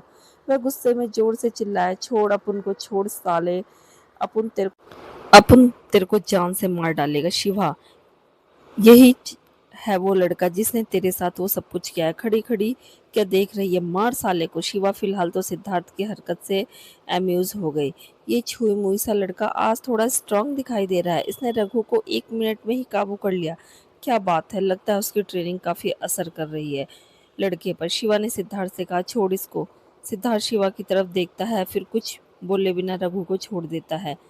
रघु गुस्से में उसकी तरफ बढ़ता है। शिवा उसकी तरफ देखते हुए बोली, अपुन को पता है, तेरे को बताने की जरूरत नहीं है। शिवा की बात सुनकर रघु की आंखें फटी की फटी रह गई। शिवा को ऑलरेडी पता है इस लड़के के बारे में, और उसके बावजूद भी ये इसके साथ इतना नॉर्मल खड़ी हुई है। रघु अपनी आंखों पर विश्वास नहीं कर पा रहा था। उसने शिवा से कहा, तेरे को सब पता है? शिवा ने हाथों को छाती पर क्रॉस किया और कहा, हाँ। रघु डिसबिलीव से उसे देख कर बोला, तो फिर तू इसको कुछ कर काहे को नहीं रही है? तेरे को तो अभी इसके शरीर के टुकड़े टुकड़े कर देने चाहिए थे। ये सिंगल पीस में कैसे खड़ा है अभी तक? शिवा ने अपनी नजरें दूसरी तरफ की और कहा, अपुन इसको ऑलरेडी पनिशमेंट दे चुकी है। रघु ने अपनी एब्रोज आपस में सिकुड़कर कहा, और वो कैसे? शिवा रघु से बोली, अपुन ने इसको भी एक पंच मारा है। एक पंच? सीरियसली? रघु स्टन रह गया। सिर्फ एक पंच? शिवा ने इस लड़के को सिर्फ एक पंच मारा? बस एक? ये सुनकर ही रघु बिल्कुल बर्फ की तरह जम गया था।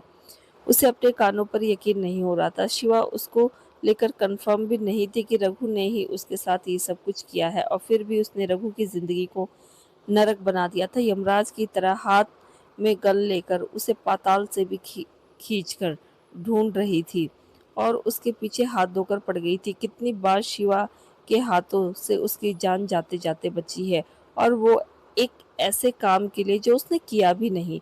और यहाँ जिस लड़के ने वो काम किया है, उसे जान से मारने की बजाय सिर्फ एक पंच।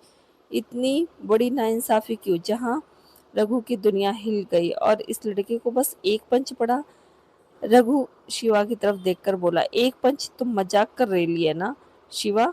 शिवा ने कोल्ड आंखों से रघु को देखते हुए कहा, तेरे मेरे बीच में जैसा रिश्ता है, अपुन बस तेरा खून कर सकती है, तेरे साथ मजाक नहीं। रघु गुस्से में चिल्लाकर बोला, क्या मतलब है तेरा कि तूने बस इसको एक पंच मारा? तूने मेरे को और मेरे पंटर लोगों की जिंदगी की माँ बहन चाची मामी काकी नानी दादी सब कर डाली। इसको बस एक पंच काय को, शिवा ने रघु से कहा। वो मैं तेरे को बताना जरूरी नहीं समझती, अब निकल यहाँ से। शिवा पलटने लगी कि रघु ने एकदम जोर से उसकी बाजू पकड़ लिया और अपनी तरफ झटक दिया। ये सब एकदम से हुआ। शिवा थोड़ा संभल नहीं पाई, लेकिन उसकी हरकत देखकर सिद्धार्थ के एक्सप्रेशन डार्क हो गए। शिवा जैसे ही थोड़ा लड़खड़ाई, सिद्धार्थ ने एक हाथ से उसे पकड़ा और दूसरे हाथ से रघु के सीने पर जोर से लात दे मारी। रघु बाइक पर गिर गया और बाइक और रघु फिर दोनों जमीन पर गिर गए। शिवा का हार्ट बीट एक पल के लिए स्किप कर गया। वह डिसबिलीव से सिद्धार्थ की तरफ देखती जो टाक आंखों से रघु को देख रहा था। सिद्धार्थ का हाथ शिवा की कमर पर था, वो लगभग उसकी बाहों में थी। रघु को काफी दर्द हुआ, मगर उसने जैसे तैसे करके खुद को संभाला। सिद्धार्थ रघु को देखते हुए बोला, दोबारा इससे हाथ लगाया तो छोड़ूंगा नहीं तुम्हें। शिवा अब तक हैरान होकर सिद्धार्थ को देख रही थी। वह सच में यकीन नहीं कर पा रही थी कि इन कुछ दिनों में एकदम से कितना स्ट्रांग हो गया है ये। सिद्धार्थ ने शिवा की तरफ देखा और थोड़ी सी नरम आवाज में पूछा, आर यू ओके? शिवा तुरंत होश में आई और एकदम से उसके हाथ को कमर से झटक दिया। थोड़ा डिस्टेंस बनाकर खड़ी हो गई। रघु जमीन से खड़ा हुआ और सिद्धार्थ पर हमला करने के लिए आगे बढ़ा, लेकिन शिवा बीच में आ गई और रघु के मुंह पर एक जोरदार पंच जड़ दिया। रघु एकदम से हिल गया। शिवा ने गुस्से में कहा, या तो चुपचाप इधर से निकल जा वरना सीधा हॉस्पिटल जाएगा।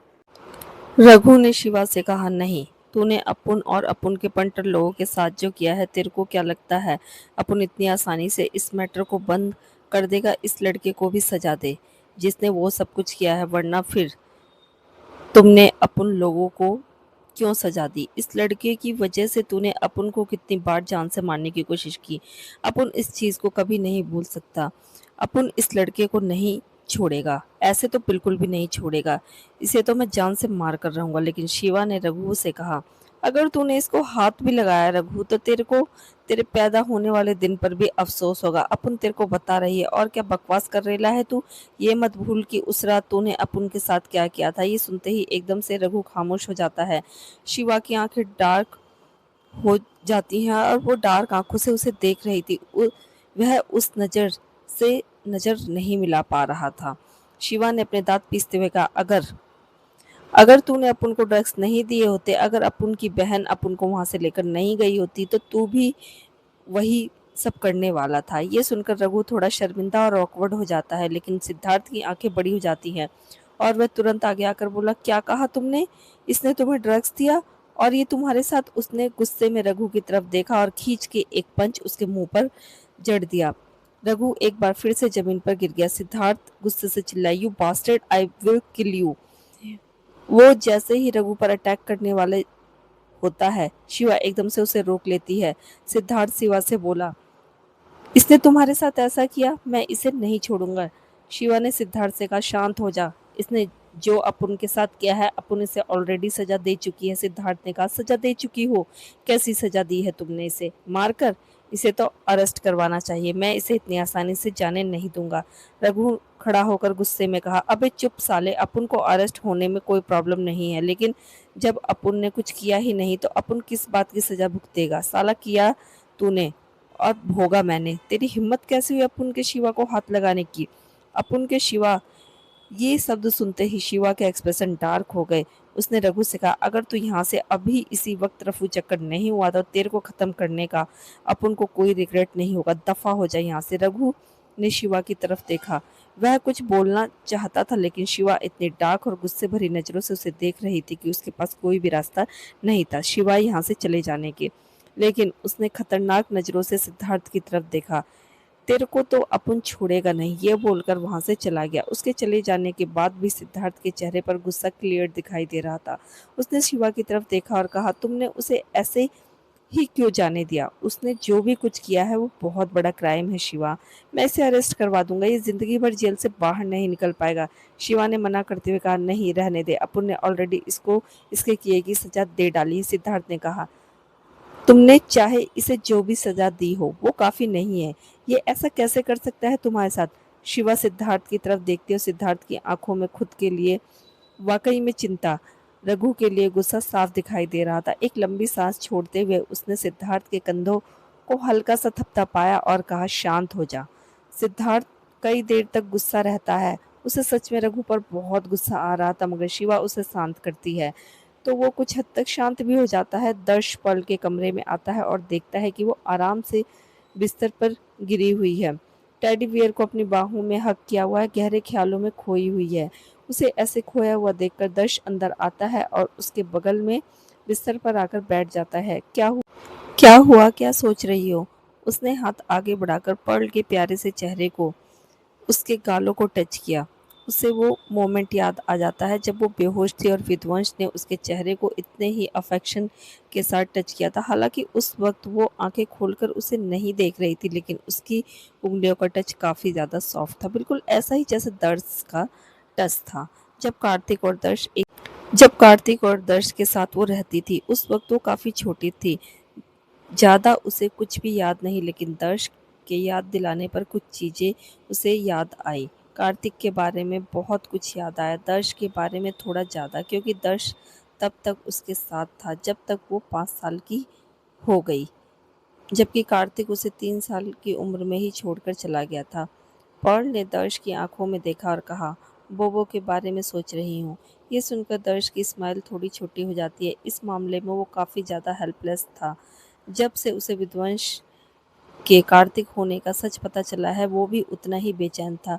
उसे नहीं समझ में आ रहा था कि वो अपने भाई को वहाँ से कैसे निकालेगा, मगर एक बात पक्की थी कि वो ऐसे हाथ पर हाथ रखकर नहीं बैठने वाला था। कार्तिक ने उन पर आने वाली मुसीबत को अपने ऊपर लिया, उनको प्रोटेक्ट किया और खुद उन लोगों के चुंगल में फंस गया। जब तक दर्श उसे वहाँ से नहीं निकाल लेता, उसे चैन नहीं पड़ेगा। लेकिन कैसे, वो ये नहीं जानता था। वो अंडरवर्ल्ड की दुनिया से इतना कनेक्टेड बिल्कुल भी नहीं था। जो उसके कनेक्शन थे वो अभिनव के थ्रू थे और सिर्फ अपने भाई को ढूंढने के लिए। उसे नहीं लगता था कि इन सब मामलों में अभिनव भी ज़्यादा कोई हेल्प कर सकता है, क्योंकि विध्वंस जिन लोगों के साथ जुड़ा हुआ है वो बहुत ज़्यादा खतरनाक है, जैसे कि काल। अगर उससे कोई निपट सकता है तो उसके ख्याल से ही एक ही इंसान का नाम है, वो है कबीर डोगरा। उसे कबीर डोगरा को अप्रोच करना होगा, उसकी हेल्प लेनी होगी, मगर कबीर डोगरा किसी की हेल्प नहीं करता। वो क्यों करेगा उसकी हेल्प? वो ख्यालों में खोया हुआ था कि तभी पर्ल उसके पास आई और उसकी बाहों में, उसकी गोद में आकर बैठ गई। दर्श ने जब उसके मासूम से चेहरे को देखा, उसके छोटे से हल्के से शरीर को अपनी बाहों में पाया, तो उसके एक्सप्रेशन सॉफ्ट हो गए। उसने अपनी बाहों को उसके अराउंड लपेट लिया, थोड़ा सा करीब कर लिया और उसके माथे पर किस कर दिया। पर्ल ने उसके सीने पर अपना सर रखा और धीमी सी आवाज़ में कहा, बोबो वापस आ जाएंगे ना? तुम उसे वापस लेकर आओगे ना? दर्श ने उसे थोड़ा सा और करीब करते हुए कहा, फिक्र मत करो, कोई ना कोई रास्ता ढूंढ लूंगा, पर मैं कार्तिक को वहाँ पर और नहीं रहने दूंगा। मैं उसे हमारी लाइफ में वापस लेकर आऊंगा, मैं वादा करता हूँ। पर्ल को दर्श के वादे पर पूरा भरोसा था। उसने और भी ज्यादा अपने चेहरे को उसके सीने में छिपा लिया, हल्का सा अपने गालों को रब करने लगी। उसका ये जेस्चर इतना प्यारा था और इतना सेडक्टिव कि दर्श को इंस्टेंट इफेक्ट महसूस होने लगा। पॉल के चेहरे को धीरे से ऊपर उठाकर उसने कहा, what are you trying to do little devil? हाँ? पर्ल ने हल्का सा मुंह बनाते हुए कहा, कुछ भी तो नहीं, मैं तो बस कंफर्टेबल होकर बैठने की कोशिश कर रही हूँ। लेकिन वो जिस तरह से अपने छोटे से शरीर को उसके अंदर घुसा रही थी, दर्श उसकी नौटी हरकतों को अच्छे से समझ रहा था और ये हरकत उसे बेचैन भी कर रही थी। धीरे से उसकी नाक ने अपनी नाक को टच करते हुए दर्श ने कहा, एक दो बार और ऐसा कुछ करो और तुम्हें बहुत रिग्रेट होने वाला है। दर्श की वार्निंग के पीछे का मतलब पर्ल समझ गई। थोड़ा नर्वस होकर उसने कहा, सॉरी। ये बोलकर वो उसकी गोद से उठने लगती है, क्योंकि डेफिनेटली वो रिग्रेट नहीं करना चाहती थी। मगर दर्श अब उसे छोड़ने वाला नहीं था। उसने पकड़कर उसे बिस्तर पर गिराया और एकदम से उसके ऊपर आते हुए कहा, इट्स टू लेट। शुभी आईने के सामने खड़ी होकर तैयार हो रही थी।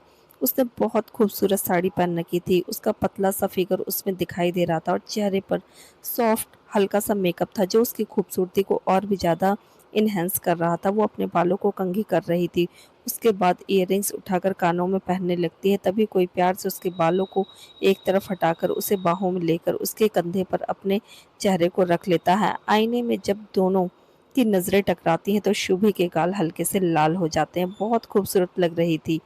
अगस्त ने बड़े प्यार से कहा, उसने भी बिजनेस सूट पहना हुआ था क्योंकि आज वो लोग एक बिजनेस पार्टी में जाने वाले थे। उसके हाथ धीरे धीरे शुभी के पेट पर लिपट गए और वो अपने चेहरे को उसके बालों में छिपा लेता है। उसकी खुशबू को महसूस करते हुए शुभी उसके हाथों पर अपने हाथ लपेटकर मुस्कुराकर आईने में उसे देखती हुई कहती है, तुम भी बहुत हैंडसम लग रहे हो, बिल्कुल वैसे ही जैसे हमेशा से थे। अगस्त ने धीरे से उसके कान के पास आकर कहा, रियली? इसलिए तुम हमेशा मुझे चुपके चुपके देखती थी? हाँ। अगस्त जानता था कि शुभी कहीं ना कहीं उसके ऊपर क्रश है, बस उसने इस चीज को कभी एक्सेप्ट नहीं किया। उसकी बात सुनकर शुभी मुस्कुरा देती है।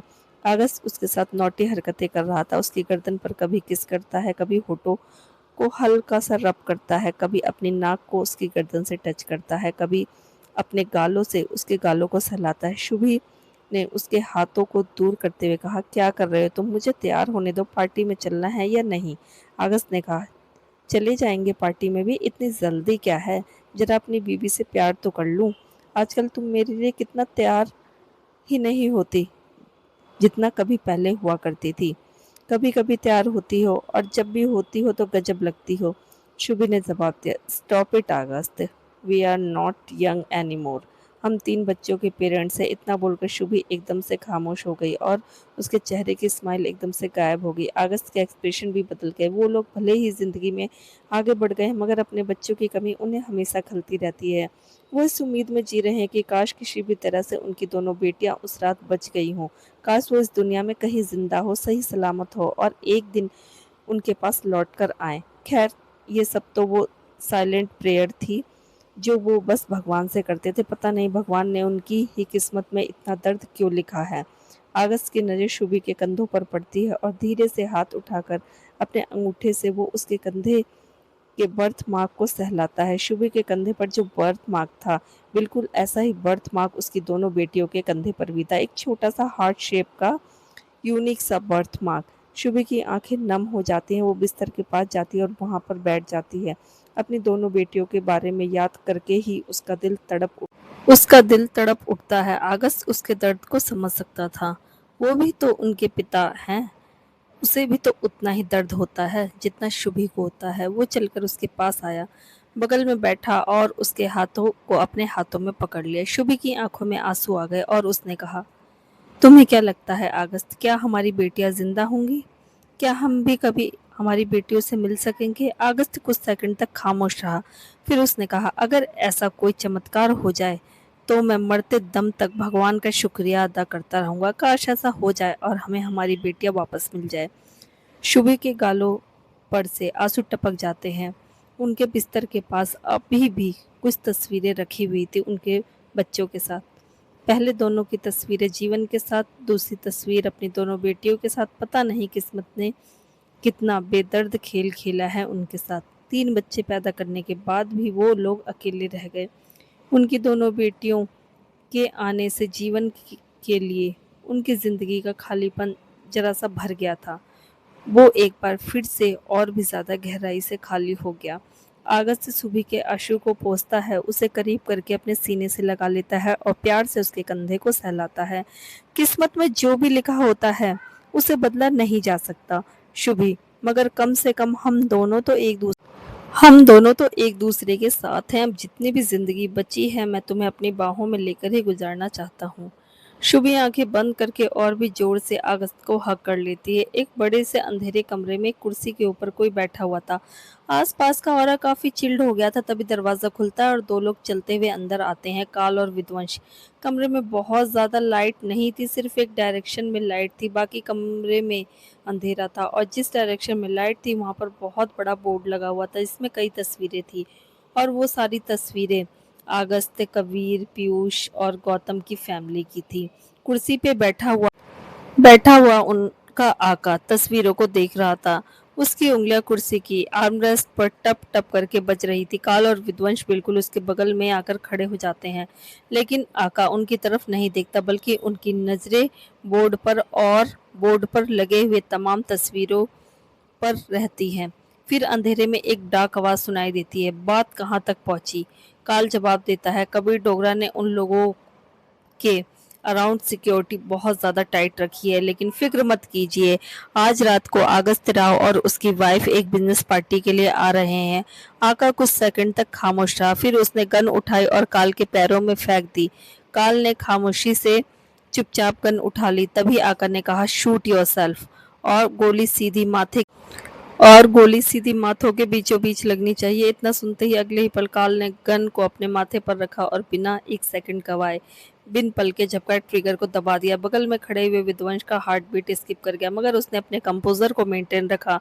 काल के हाथ में जो गन थी वो बिल्कुल खाली थी। ट्रिगर दबाने के बाद भी कोई गोली नहीं निकलती। तभी अंधेरे में आकर जोर से हंसने लगता है, फिर उसकी हंसी रुक जाती है और वो और भी ज्यादा गहरी आवाज में कहता है, आई लाइक इट। जिस तरह बिना सोचे समझे तुम मेरे ऑर्डर को मान लेते हो, आई रियली लाइक इट।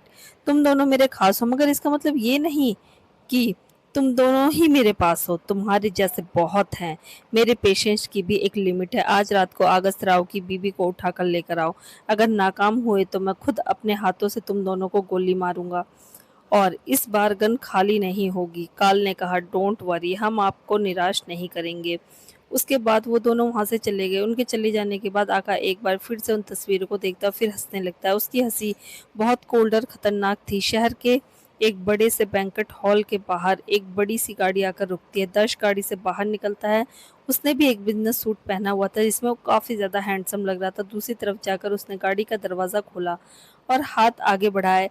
एक खूबसूरत से गाउन में लिपटी हुई एक सुंदर सी अप्सरा जैसी लड़की, यानी कि पर्ल, उसके हाथ में अपना हाथ रखती है और गाड़ी से बाहर निकलती है। वो इतनी ज़्यादा खूबसूरत लग रही थी कि कोई उसे देखे तो उसके ऊपर से नज़र हटा ही ना पाए।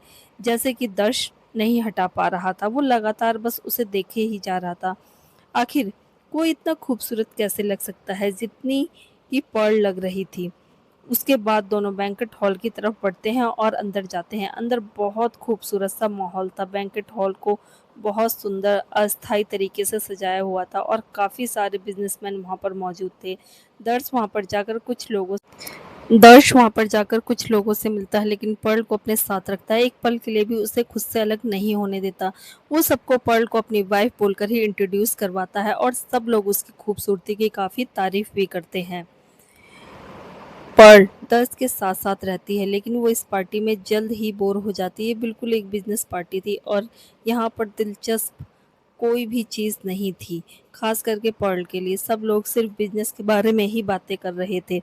दर्श भी कुछ लोगों के साथ बातें करने में बिजी था। पर्ल एक तरफ आती है और अपने लिए एक जूस का ग्लास लेती है। तभी एक और औरत वहाँ पर मौजूद जूस लेने के लिए पहुंच जाती है, लेकिन जैसे ही दोनों एक दूसरे को देखते हैं, दोनों ही चौंक जाते हैं। शुभी एकदम से हैरान होकर बोली, Pearl, oh my God, what a pleasant surprise.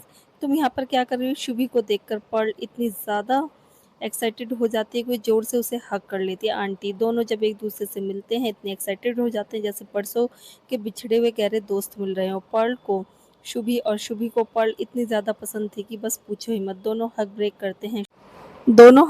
करते हैं। शुभी ऊपर से नीचे तक उसे देखती है और कहती है, ओ माय गॉड, तुम कितनी खूबसूरत लग रही हो, मैं बता नहीं सकती। एक मिनट रुको। वो फटाफट अपनी उंगली से अपनी आंखों में लगे हुए काजल को हल्का सा निकाल कर पर्ल के कान के पीछे टीका लगा देती है। तुम्हें किसी की नजर ना लगे। शुभी की बात सुनकर पर्ल के चेहरे पर ब्राइट स्माइल आ जाती है। वो शुभी के हाथों को अपने हाथों में पकड़ती है और कहती है, मैंने आपको बहुत मिस किया। आपको यहाँ पर देखकर मुझे बहुत अच्छा लग रहा है। शुभी ने पूछा, तुम यहाँ अपने हस्बैंड के साथ आई हो? पर्ल हाँ में अपना सर हिला देती है। उसके बाद वो दोनों एक दूसरे के साथ ही रहती हैं, एक दूसरे से बातें करती है। दर्श इधर उधर पर्ल को देखता है, फिर उसकी नज़र थोड़ी सी दूरी पर सोफे पर बैठी हुई पर्ल पर पड़ती है और वो देखता है कि वो किसी औरत के साथ बैठी है जिसका चेहरा वो ठीक से नहीं देख पा रहा था, लेकिन जिस तरह से वो हंसते मुस्कुराते उस औरत से बात कर रही थी, लग रहा था काफ़ी कंफर्टेबल और काफ़ी इंजॉय कर रही है। ये देखकर उसे थोड़ा रिलीफ महसूस होता है। वो जानता था कि पर्ल यहाँ पर आकर बहुत ज़्यादा बोर हो जाएगी, लेकिन उसके पास कोई रास्ता नहीं था। वो उसे वहाँ यहाँ पर इसलिए लेकर आया था क्योंकि वो उसे अकेला नहीं छोड़ सकता था। लेकिन अब अच्छा है कि कम से कम वो किसी के साथ हंसकर बातें तो कर रही है, इंजॉय कर रही है। और कुछ लोग दर्श के पास पहुंच जाते हैं और दर्श से बातें करने लगते हैं। दर्श भी उनसे बातें करने में बिजी हो जाता है, लेकिन बीच बीच में उसका ध्यान पर्ल की तरफ जाता है। वो ठीक है या नहीं, कंफर्टेबल है या नहीं, लेकिन वो खुश लग रही थी। शुभी पर्ल से बोली, मैं जब भी तुम्हें देखती हूँ मुझे ऐसा लगता है कि तुम पहले से कहीं ज़्यादा खूबसूरत हो गई हो। ये बोलकर वो प्यार से उसके गाल को सहलाती है। पर्ल मुस्कुरा देती है और कहती है, ऐसा ही कुछ ख्याल मेरा भी आपके बारे में है। आप बहुत सुंदर हो। शुभी का मूड पार्टी में आने से पहले थोड़ा-सा खराब था, मगर पर्ल से बात करके उसका दिल नरम हो गया। ऐसा लगता है जैसे वो अपनी ही बेटी से बात कर रही हों। फिर वो लोग पार्टी में पहुंच जाते हैं, जिनके लिए ये पार्टी रखी हुई है। एक्चुअली अगस्त के एक बिजनेस पार्टनर की बीवी का बर्थडे था और वो लोग यहाँ पर मौजूद थे। शुभी ने जैसे ही उन लोगों के आने की खबर सुनी, उसने अपना पर्स चेक किया, मगर तभी उसे रियलाइज़ हुआ कि वो जो गिफ्ट लेकर आई थी वो तो गाड़ी में ही रह गया। शुभी एकदम से बोली, अरे नहीं। पर्ल ने कहा, क्या हुआ आंटी? शुभी ने कहा, गिफ्ट तो गाड़ी में ही रह गया। उसके बाद शुभी खड़ी हुई और बोली, मैं अभी लेकर आती हूँ। पर्ल भी उसके साथ तुरंत खड़ी हो जाती है और कहती है, मैं भी आपके साथ चलती हूँ आंटी। शुभी ने कहा, अरे नहीं, तुम यहीं पर रुको, मैं लेकर आती हूँ। पर्ल बस हल्का सा सर हिलाकर बोली, ओके। फिर शुभी बाहर चली गई।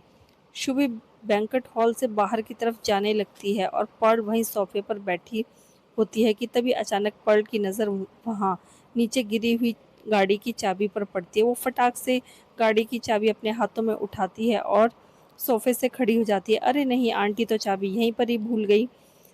वो गाड़ी कैसे खोलेंगी? मैं अभी देकर आती हूँ। ये बोलकर पर्ल अपने हाथ में चाबी लेकर वहाँ से दरवाजे की तरफ जाती है। शुभी ऑलमोस्ट गाड़ी के पास पहुँच गई थी, तभी उसने पर्स में हाथ डाला गाड़ी की चाबी निकालने के लिए, लेकिन तभी उसने देखा कि उसके पर्स में तो गाड़ी की चाबी है ही नहीं। अरे चाबी कहाँ गई? वो पर्स टटोल कर देखती है, लेकिन उसे कहीं भी कुछ भी नहीं मिलता। लगता है शायद अंदर ही रह गई। जाकर देखती हूँ। शुभी जैसे ही पलटकर जाने लगती है, तभी अचानक से उसके पीछे खड़े इंसान को देखकर उसके कदम ठहर जाते हैं। उसने देखा कि उसके पीछे कोई खड़ा हुआ है, पर है कौन ये आदमी? अचानक से उसके पीछे कहाँ से आ गया?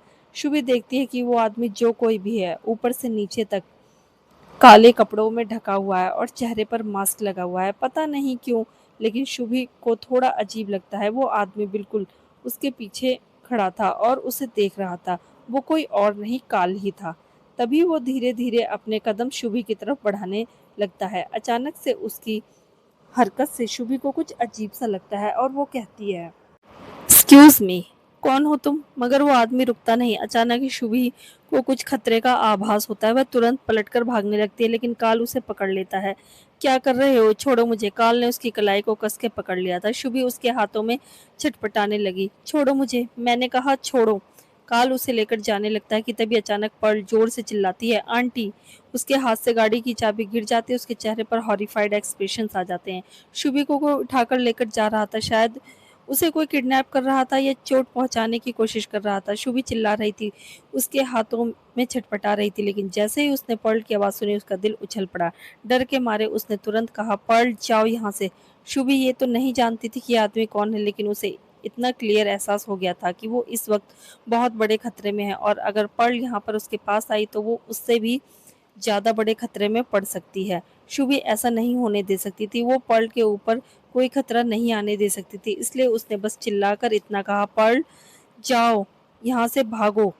इस वक्त उसे अपनी जान की परवाह नहीं थी, उसे पर्ल की परवाह थी, लेकिन पर्ल शुभी की डेस्परेशन भरी आवाज़ उसके चिल्लाने को इग्नोर कर देती है और उसकी मदद करने के लिए भागकर उसके पास आती है। कार्ल शुभी को खींचते हुए लेकर जा रहा था। पर्ल ने एकदम से उन दोनों के हाथ को पकड़ा और छुड़ाने की कोशिश करने लगी। छोड़ो, मेरी आंटी को कहाँ लेकर जा रहे हो? छोड़ो इनको। लेकिन कार्ल उसके बाल को कस के पकड़ता है और जोर से जमीन पर धकेल देता है। शुभी की चीख निकल जाती है। पर्ल लेकिन तभी शुभी कुछ ऐसा देखती है कि वो अपनी जगह पर बिल्कुल फ्रीज हो जाती है। उसकी आंखें फट जाती है और दिल जोर से धड़क उठता है। वो पर्ल के कंधे पर एक फैमिलियर बर्थ मार्क देखती है, बिल्कुल वैसा ही बर्थ मार्क जो खुद उसके कंधे पर और फिर उसकी दोनों बेटियों के कंधे पर था। बिल्कुल वैसा ही, सेम टू सेम, वैसा ही, वैसी ही जगह। पर ये कैसे मुमकिन है? ये कैसे हो सकता है? शुभी की आंखें फटी हुई थी। पर्ल के कंधे पर एग्जैक्ट उसी जगह पर बर्थ मार्क था जहां उसके कंधे पर था। तो क्या इसका मतलब पर्ल उसकी बेटी शुभी की फटी आंखों से कब आंसू गिरने लगते हैं उसे पता ही नहीं चलता। वो पर्ल को छूने के लिए उसकी तरफ भागने लगती है, उसे पकड़ने के लिए, लेकिन कार्ल उसे पीछे खींचता है, अपनी गल निकालता है और पर्ल के ऊपर तान देता है। शुभी की आंखें फट जाती हैं और वो तुरंत कार्ल के हाथ से गन पकड़ लेती है। नो! पर्ल तुरंत जमीन से खड़ी हो जाती है। काल एक हाथ से शुभी को पकड़े हुए दूसरे हाथ से गन लिए हुए झटक कर शुभी को दूर करता है, मगर शुभी इतनी आसानी से छोड़ती नहीं और वो पर्ल से कहती है, पर्ल जाओ यहाँ से, भाग जाओ बेटा। लेकिन पर्ल शुभी को छोड़कर नहीं जाना चाहती थी। नहीं आंटी, मैं आपको छोड़कर कहीं पर भी नहीं जाऊंगी।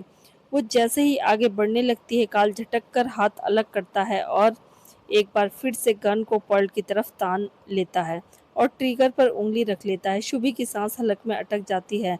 तभी अचानक कोई पीछे से पर्ल को पकड़ लेता है और पर्ल उसके हाथों में ट्रैप हो जाती है। तभी पर्ल को एक जानी पहचानी सी आवाज सुनाई देती है, तुम जाओ, मैं इसे हैंडल कर लूंगा। जैसे ही वो ये आवाज सुनती है, उसका खून नसों में जम जाता है और आंखें फट जाती है। वो इस आवाज को अच्छे तरीके से पहचानती थी। काल गन वापस रखता है, शुभी को गाड़ी में धकेलकर खुद गाड़ी में बैठता है और फिर वो लोग वहां से निकल जाते हैं। पर्ल तुरंत पलटकर देखती है, उसकी नजरें विध्वंस की नजरों से टकराती। विध्वंस खामोशी से खड़ा पर्ल को देखता रहता है। ये यहाँ क्या कर रही है? उसने एक्सपेक्ट बिल्कुल भी नहीं किया था कि ये फिर से काल के सामने आ जाएगी। आखिर क्यों आ गई? इस वक्त उसे गुस्सा दर्श के ऊपर आ रहा था। वो पर्ल को ऐसे अकेला कैसे छोड़ सकता है?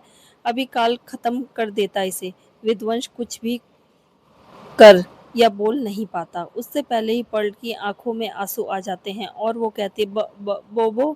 पर्ल के मुंह से ये सब सुनकर विद्वान शॉक हो जाता है। क्या पर्ल उसे पहचान चुकी है?